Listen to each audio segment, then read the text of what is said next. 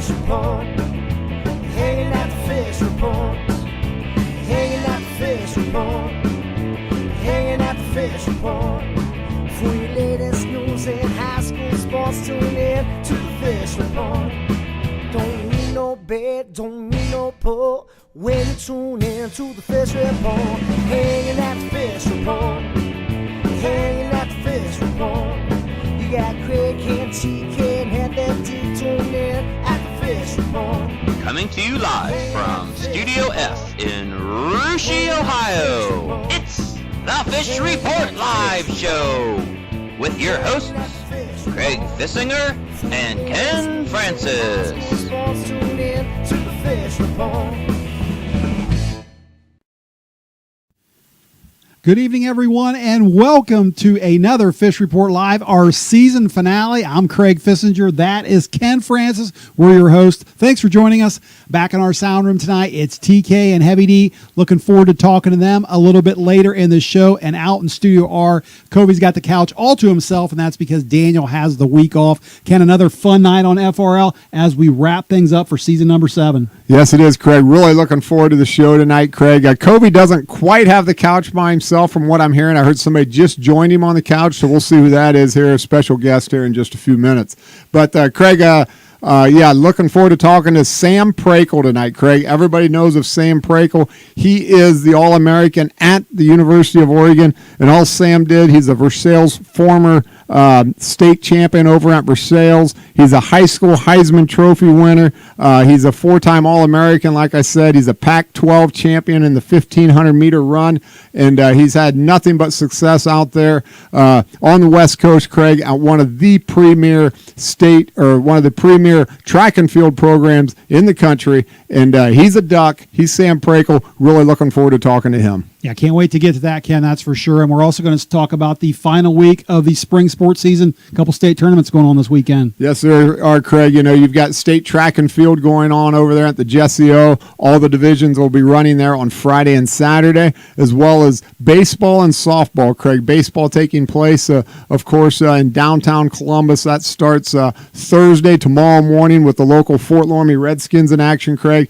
Those games will conclude on Saturday evening, and then you got softball, Craig, taking place up in Akron, and really looking forward to watching the tournament run of the Bradford Railroaders continue up there. And, of course, you got Coldwater Cavaliers in baseball, as well as Chaminade Julienne, coached by Fort Laramie relation over there, Mike Barhorse. Know Mike well. He's got a great team over there. And, of course, they're led, Craig, by Peltier, which is a famous name around the Russia area, son of Jack Peltier and grandson of Pecky Peltier, if you remember him. So from the garage. So, so a lot of locals, a lot of local talent, a lot of local connections, Craig, playing in the state tournament, running in the state tournament. And so we're really looking forward to see what happens this weekend. Yeah, and speaking of all those local players and all those local teams, that is the subject of tonight's poll question.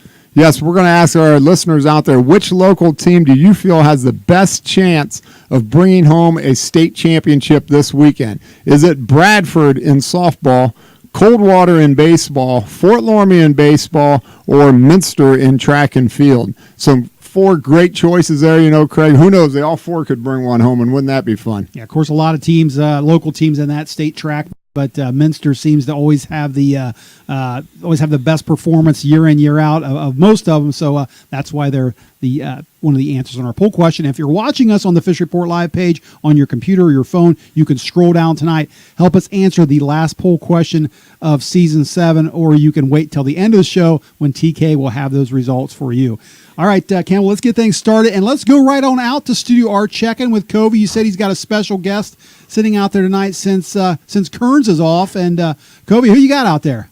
I got a little furry buddy out here. I think it might be your daughter's little love gift from her boyfriend. So he's sitting out with me tonight instead of Daniel. Probably a better option anyway. He keeps me a little more comfort, not as annoying. Yeah. So, yeah. Is that a Fish Report Live hat on him there? It is an authentic Fish Report Live hat. I got one myself at Christmas, and I tell you what, that bear's looking pretty sharp in it. Absolutely. Well, he's not going to argue with you, that's for sure. So. That is for sure. Well, listen, we appreciate everything you've done for us this season, Covey. You just joined the team this year. You covered volleyball in the fall. You did girls basketball in the winter, and covering softball here in the spring. And, of course, one team still left in it, and that's the Bradford Railroaders, or at least one local team. So give us a little preview of what's coming up or what you expect this weekend up there in Akron from the Railroaders. Yeah, well, they're playing Jerome Hillsdale, number 1 seed in the state this weekend. So it'll be a new experience playing up in Akron and Firestone Stadium. This Hillsdale team, I read, they have played their regional at Akron Firestone Stadium, so it may be a little bit of an advantage.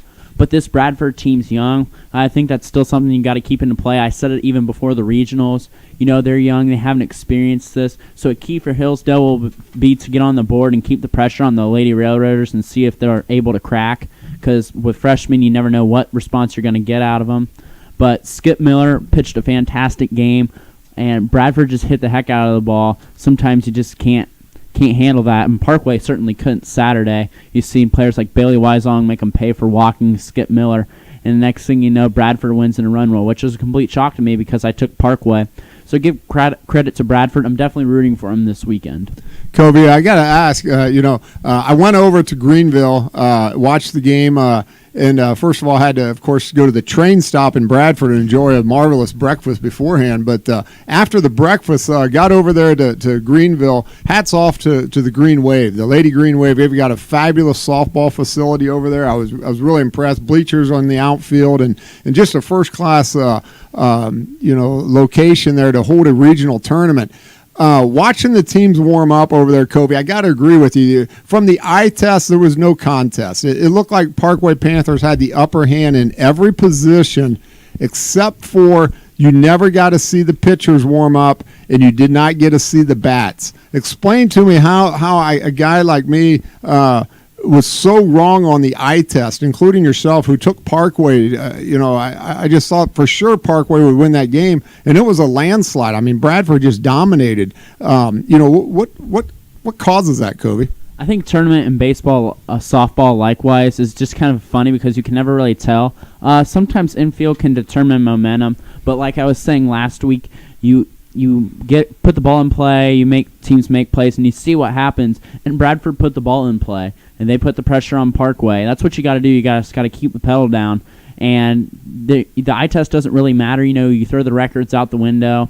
You think one team's going to roll over another. You just can't assume that in baseball or softball likewise. And Bradford really just came up under the lights and shown the brightest, and they're going to state, and hats off to them. Skip Miller over there at Bradford, great pitcher, dominated the game, gets a lot of credit, deserves a lot of the credit for the Rotors.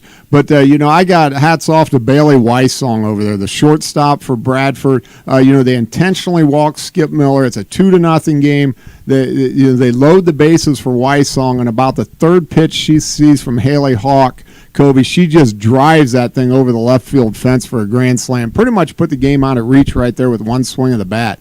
How important is that senior leadership on that Bradford team for some of them really young girls? Senior leadership, or leadership in general in sports, is just a key thing, and especially your seniors, you have to take advantage. It could be your last game. You don't want it to be your last game, and especially Bradford, who is probably the underdog coming into this game. Bailey Weisong sees that Skip Miller gets walked in front of her. We all know that Skip's a fantastic player, but she may have took a little personal, and she took a little hate out on the ball. And next thing you know, that's over the fence, and that's a huge difference maker. Maybe she grounds out, it's a different ball game, but one swing of the bat, she puts that game out of reach. Yeah, and I don't think there's any disrespect, guys, to Bailey Weisong when they walk Skip Miller. Of course, she had, I think, a couple hits prior to that, and certainly, even though she was a freshman, she's very dangerous up there. And so I think their coach, Parkway coach, even came out saying, "Yeah, we did the right thing." She just took advantage of the situation, was successful there, and did what a senior's supposed to do.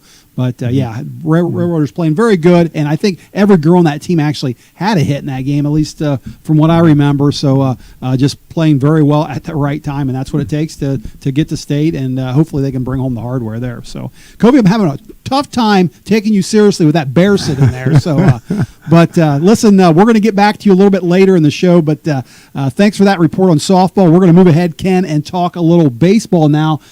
Set me up here. Well, I know you mentioned both Fort Laramie in Division 4 and Coldwater in Division 3. What do we got coming up here this weekend? Well, Craig, Fort Laramie's taking on Trinity, Garfield Heights Trinity, and they'll play in the other half of that bracket there has Hicksville against Mawerstown White Oak, a name very familiar to a lot of the Russia people, as that's the same school that Russia played in the 2004 state semifinals in basketball. And they actually come in ranked number 1 in Ohio. I like the Redskins' chances here, Craig. They've got that they play on a Thursday, so they got that day off in between, which means they can throw their pitchers more pitches on Thursday. This is going to have an effect with all 4 of those teams there. But, Laramie's got so many good arms on that team. They've got a lot of left-handers. I know Trinity has a very good left-handed pitcher. I'm sure the Redskins will be seeing him tomorrow morning at 10 a.m. He throws about 85 miles an hour. He's a college commit to the University of Gannon.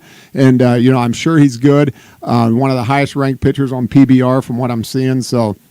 But the Redskins got great bats.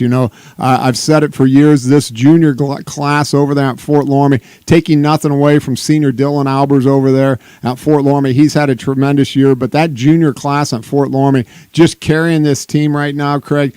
Great arms, great hitters, and they're just they've got baseball talent over there right now, and they're having a great year this year, Craig, and they're going to have a darn good year next year. Yeah, certainly their bats, like you said, have got them won them a lot of games. I mean, games that they were behind and games that didn't seem like it was maybe capable of getting back into it, but 2, 3, 4, 5 hits in a row, and like you said, they've climbed back into things. So maybe their pitching isn't their strong suit this year. I think Coach Sanders even admits that. Their bats have been doing it for them, but not something you want to lean on when you get to the state tournament. You still have to have good pitching if you're going to win it all. Yes, you do, Craig. And I think they got a lot of good arms on that team. I would be really surprised if Coach Sanders does not throw Jared Mittendorf out there to start the game tomorrow. I know he's really been struggling. He's not had the type of year he had last year as a sophomore. But he's still about 6'4". He's left-handed. He's a little bit intimidating out there on the mound. He's a big guy. And I don't know who the best pitcher is for the Redskins. It might be Mason Kemper. It could be Nathan Ratterman. It could be Eli Rosengarten. It could be C.J. Billing. I don't know who it is, and I don't know that Coach Sanders knows who it is right now. And that's why he is so quick with the hook. I think whoever he starts tomorrow, if they start the game out with two walks and a base hit, and he's liable to pull the pitcher after 3 or 4 batters. And, hey, it's got him there this far. I expect him not to change anything tomorrow. All right, good stuff there. And real quickly on the Division III game, Coldwater, a team that maybe we didn't expect to be in this position this year, but here they are again, playing in the state tournament. Coldwater year in and year out, Craig, just traditionally a great baseball team. Playing some best ball of the whole season right now. Coach Harlemet, of course, he's got his team in the state semifinals again. They'll take on the 12th team in the state there, Craig, in Minford. Don't know a whole lot about Minford, but I do know Coldwater plays an extremely tough schedule, and they're going to be there to battle.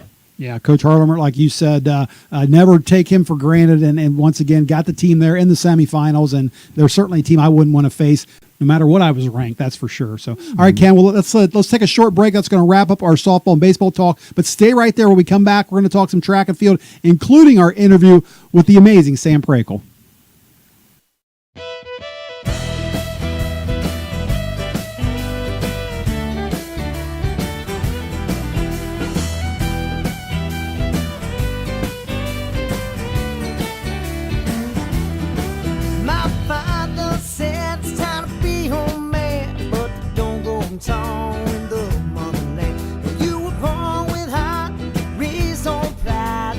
Gonna go wrong through your bloodline.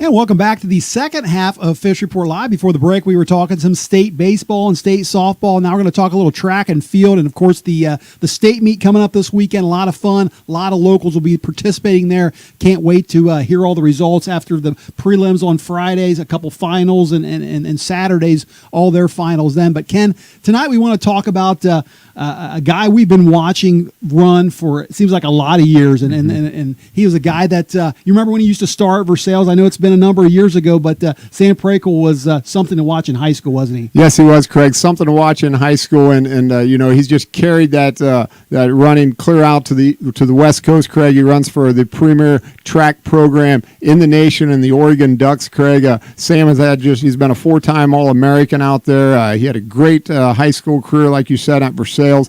And what I really enjoyed about Sam was watching him do his training runs through the big town of Russia so many times when you would see that bright yellow or bright green shirt running through Russia. And I had one time, who is that guy running so fast through town? I said, that's got to be a duck. That's Sam Prakel. So anyways, we got him on our show tonight. Yeah, he was getting his miles in, that's for sure, Ken. And he's had a few big weeks here. Actually, a few weeks ago, he won the Pac-12 title in the 1,500 meters, and then this past weekend, he qualified for the NCAA National Championships, winning his heat in the 1,500, and we're happy to have Sam live on the phone right now. Sam, welcome to Fish Report Live, and thanks for joining us.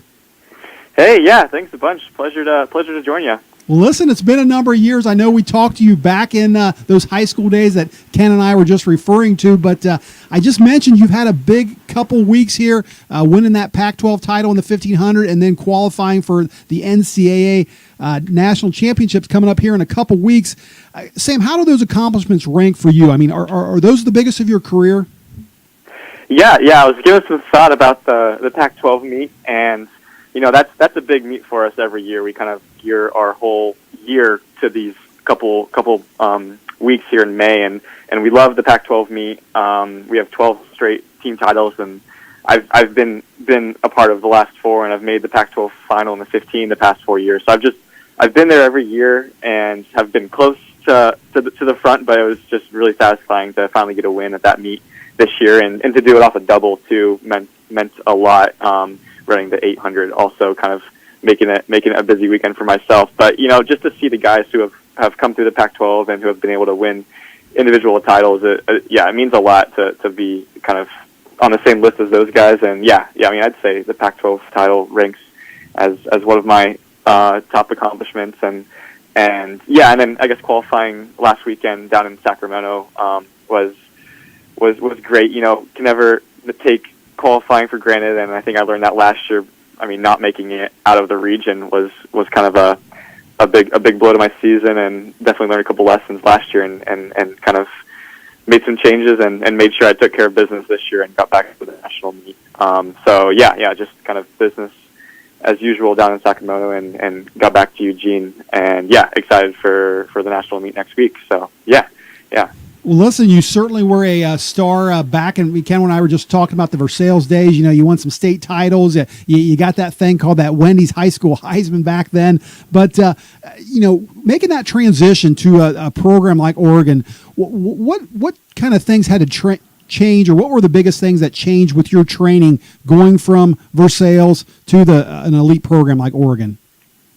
Yeah, there are a lot of adjustments I had to make.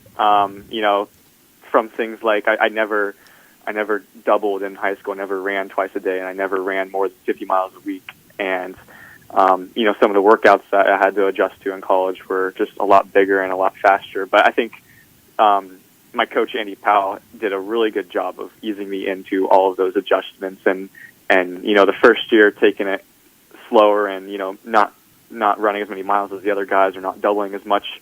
I think helped me transition and kind of learn the training the first year, and then we could fine-tune some things as the years went on. And I think just a really nice progression over the past 5 years, not jumping into it too fast, I think helped a lot. And I just, listened to my coach, and he's, the best of the best when it comes to milers. You've seen the guys he's coached in the past, like Matthew Centrowitz, who won the Olympic gold in the 15, and other national champions like Mac Fleet and Andrew Reading. He played a role in their coaching, and I think just listening to him and trusting him helped a lot. And I think the decision to come to Oregon, was probably the best decision I could make. Just kind of being around the right training partners and having the right coaching to go from running, I don't know, 40 miles a week in high school through Russia, Ohio, to out here on the trails and getting up to 80 miles a week. But a very gradual transition, like I was saying. Sam, speaking of Versailles, it's a state high school track meet this weekend, and there's a pretty good runner over there at Versailles right now, and that's senior Joe Spitzer. As a matter of fact, in the MAC tournament a few weeks ago, Joe actually broke your 3,200-meter record by running a time of 9:19, a very, very fast time there for a high schooler. I assume you're familiar with Joe. Have you talked to him at all? Is there any communication between the alumni Sam Prakel running at the University of Oregon and the senior Joe Spitzer at Versailles? Yeah. And I've been following Joe all season. It's fun to keep up with the results and I heard right away when he broke my MAC record a couple of weeks ago. I mean, people texted me, social media. I saw a couple things about it. So Joe's been incredible, and I had the pleasure of training with him a little bit late summer before I came back out to Oregon. So it was fun to kind of see his training style and catch up with him a little bit. And I know, he's going to do some great things. He's just keeping up with the results. He's been doubling in the mile and 2 mile, just as good, if not better, than I ever did leading up to the state. So I'm excited to see what he does this weekend. And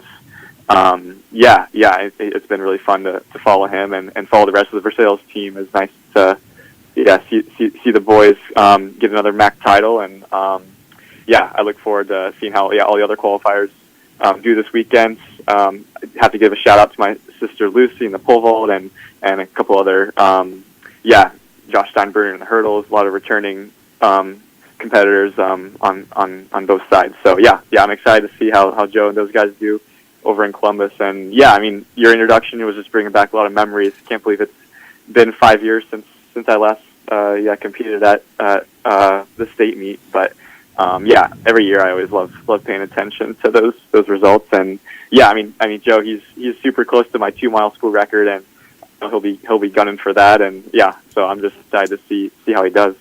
Sam, speaking of Lucy, like you mentioned, she'll be going to the state meet this weekend, sister Lucy Prakel, and she's in the pole vault. Have you spoken to her this week? Have you given her any advice? You guys both got big meets coming up this weekend, you at the national level and Lucy at the state level. Yeah, she's dialed in. She has that experience from last year competing as a freshman, and it was fun seeing her at her regional meet. She was rocking an Oregon hat because I was the same day as my regional, so we were kind of teaming up, knowing we had big things to qualify for. So it's been fun to follow her, and she's just the biggest competitor and the biggest fan of track. I mean, she knows everyone on the Oregon roster, and she's a huge Oregon track fan. So she just loves the sport, and I think that's a big thing and having success too. So she knows what to do, and I'm excited to see how she does, and that 4x1 too. I think she's been on that 4x1 pretty consistently, and so it'll be fun. Sam, listen, you're a redshirt senior this year. I think you sat out your freshman year in cross country, maybe your sophomore year in track. You've had a career pretty much of running from going back to those early days again. Is this the end of your running career coming up here in a couple weeks at the national championships? Yeah, luckily it's not. I want to continue to run after college. Some of those works are still, coming around. I mean, I've been mainly focused on the collegiate season these past couple of weeks, and I want to run in the USA Championships in late June out in Des Moines, and then after that try to find a post collegiate contract, as they say, with a shoe company, and try to make it work running at least a couple years, and try to compete in the Olympic trials again and give that another shot. I've been fortunate enough to be in a position where I can continue to run post collegiately, and I'm definitely going to take advantage of that while I'm still young. So I'm happy to say that I'll continue to train, and but as far as where I'll be training or who's going to be coaching me or who's going to be sponsoring me, I can't really say right now. I think a lot of those details we figured out maybe after nationals, just so so they can allow me to focus on my race next week. All right, well, we're certainly excited to hear that, and best of luck to you in that pursuit. But you're also I believe, a biochemistry major over there at Oregon. What does the future hold for you with school? I want to, take a couple years to run, but the plan now is to also take the MCAT in my free time when I'm not training, and then eventually apply to medical school and go down that route. I just keep my options open, of course, but I mean that's always been another passion of mine, and I've had a really good experience here on the academic side of things. Had great mentors in the biochemistry and chemistry departments, and also in the pre-med and I guess pre-health departments too. I've kind of Sam, you talked about continuing your running.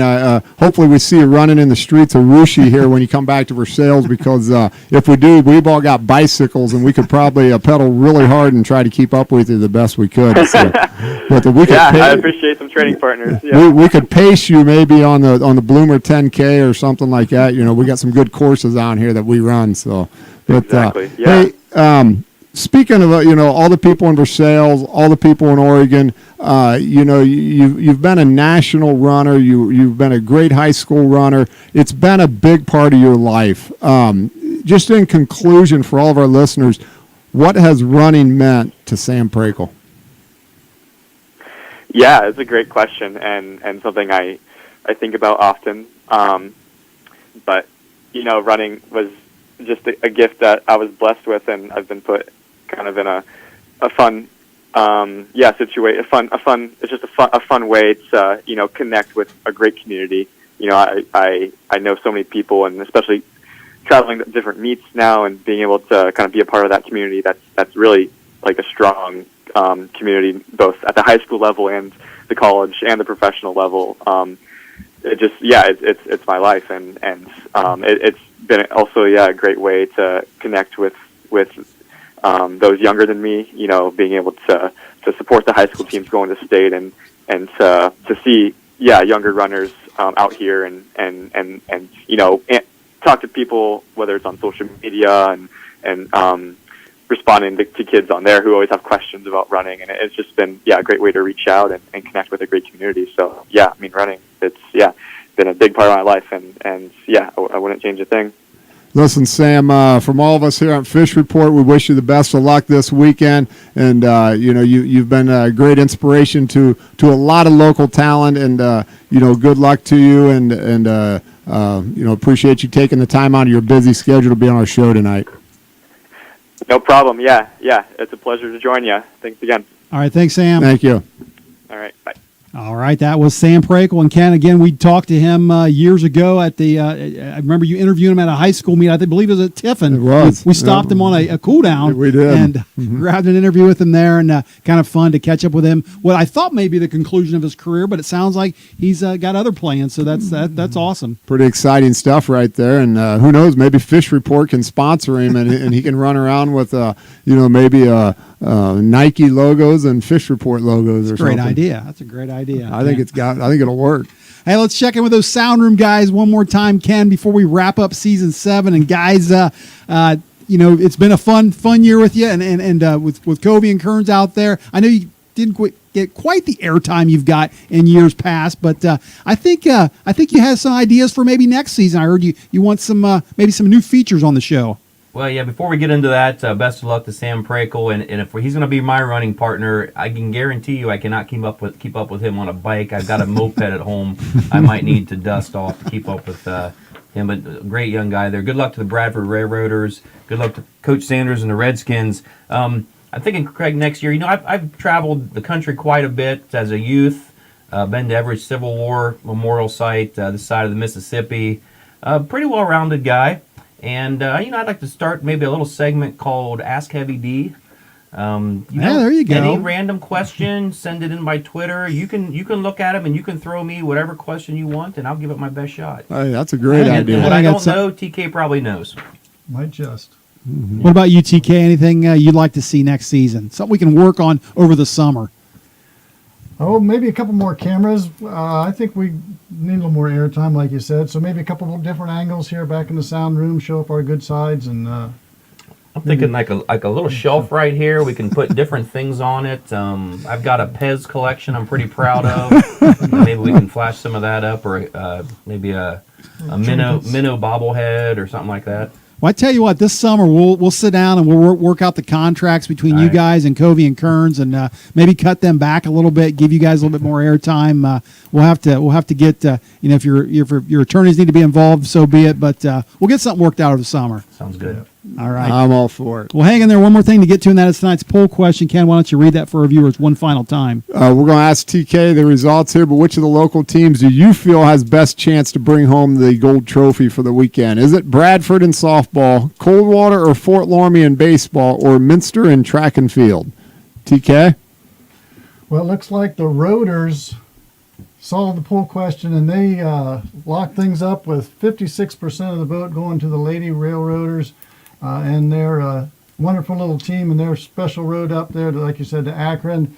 And then we've got Fort Loramie and Minster tied in second place. So, and again, like you said, maybe every one of them wins a state title. That would be just even better. Yep. But was there with you, Ken, watching the Railroaders last Saturday. They blew that whistle when they finished, and that got me all excited about softball.